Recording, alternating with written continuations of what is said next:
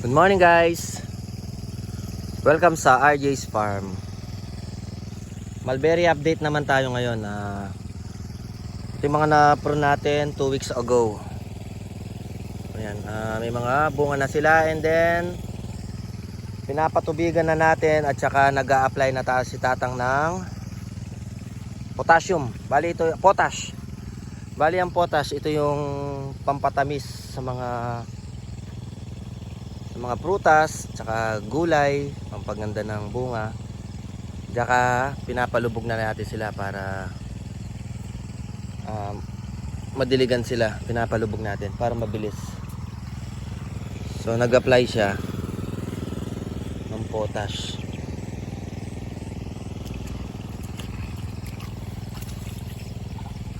Pagkatapos niyan, didiligan natin to para matunaw yung potash. Ginagawa ni tatang, didiligan yung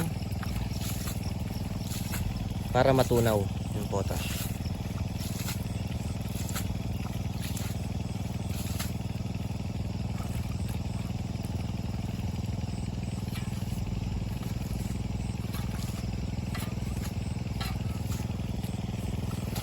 Bali ito yung potash, kulay niya. Pampatamis din to para yung mga mulberry natin medyo mas matamis sila kumpara sa ordinaryong mulberry. Ito yung potash, mapula-pula.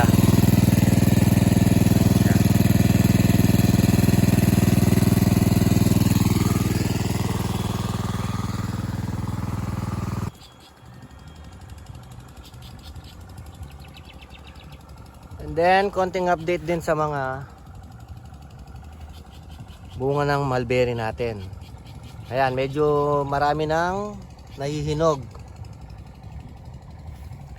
So siguro baka next week pwede na nating i-open uli yung pick and pay natin. Ang dami na siyang nahihinog.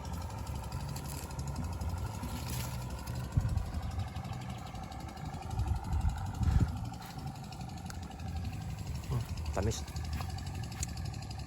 Ayan sila. So yung mga nag-aabang sa pick and pay natin, i-announce naman namin sa page kung kailan ang natin bubuksan para makakapag-prepare, kasi magpe-prepare pa muna kami. Gaya nito, gagrass cutter muna natin to para malinis apakan. Siguro mga bukas gagrass cutter natin to. Ito para pag umapak hindi sila natutusok or malinis ang tingnan. Ito niyan, habang kinukuhanan mo yung mga sumusunod na nahihinog, lumalaki pa yung bunga niya. Kasi pag overcrowded sila, hindi sila makalaki masyado. So pag pina-pick and pay natin to, yung mga huling batch niyan, malalaki. Kaya nito, nagsisiksikan sila sa loob, sa gitna, ayan. So yung mga magpi-pick and pay, abang-abang lang muna tayo.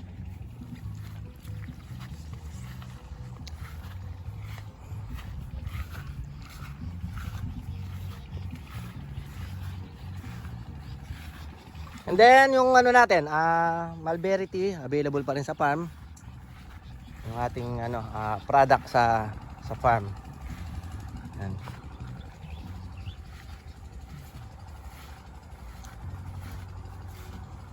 Tapos yung palang black giant natin, pinrun natin or tinabasa natin, binabana natin muna para magbunga. Kasi lagi lang natin siyang kinukuhanan nung marketed, hindi siya na makapagbunga ng maayos. Hindi siya makapagbunga ng maayos, kaya ang ginawa natin, pinutol na muna talaga natin siya, papabungain na natin. So stop muna tayo sa marketed na black giant. Yan. Ito, pinutol na natin siya. Tsaka kagaya nito, ito malaki to, hindi natin pwedeng ibenta kasi ipadala sa LBC kasi sobrang laki. So ang gagawin lang natin dito, ilalagay natin siya sa timba, then papabungahin para pag may pumunta rito kung gustong bilhin, yung nakatimba na siya, tsaka namumunga na siya at may mga maraming dahon. Ito pala yung Black Giant, ayan. Hindi pa naka-condition yung mga bunga nito kasi nagdi-green siya, nagdidilaw. So yung gagawin natin yan, iayusin natin. Tapos ito pa yung austerky natin. Ayan, yung mga naghanap ng austerky. Siguro after ito austerky. Ang austerky, mas maano siya. Mas juicy siya. Malambot. Ayan. So yung mga nag-aabang ng austerky na marketed, after siguro 3 weeks pa yan kasi bagong marketed lang tayo ngayon. Ito 1 2 3 4. Yan, ini-stop muna natin sila ngayon kasi papabungahin natin sila. Ayan, oh. Inipinro natin siya. Oh. Tapos ito yung galing Australia. Hindi ko alam kung anong variety to. Kung meron na ba rito sa Pilipinas or meron na rito sa atin sa mga group. Kaya pinabunga namin. Ayun, may bunga siya konti, maliit. Kaya itatanong ko muna, pinapabunga namin para maitanong ko kung Australian hybrid ba to or Australian native siya or yan. Kaya pinapabunga muna namin. So hindi pa siya masyadong magbubunga, konti-konti pa lang. Yan, bali 3 yan. Dalawang klase. Ito nagbubunga na siya. Tapos ito pa yung pinakabago natin rito, itong Red Himalayan. Ayan, hindi pa siya nagbubunga kasi pinapalaki pa natin. Ayan, ito yung mahahabang mulberry, matamis na mulberry to. Yung mahaba parang uod. Ayan.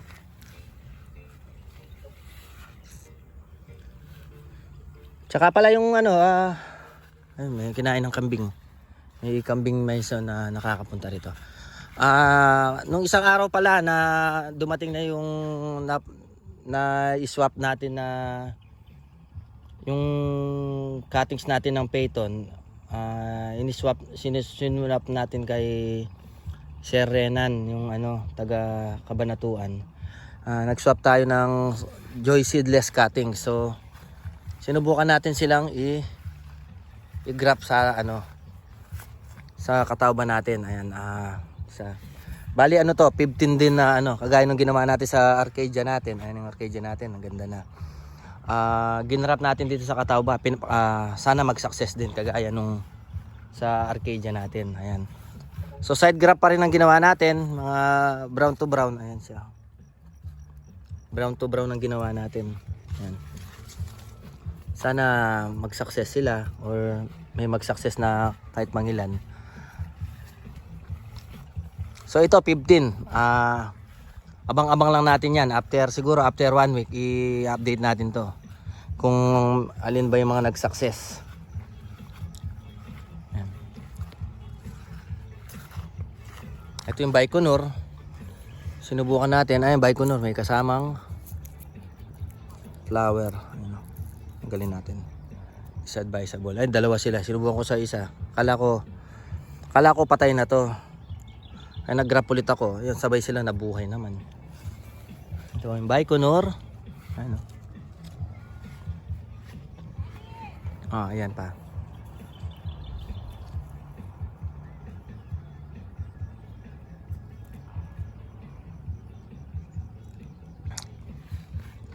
Tamis.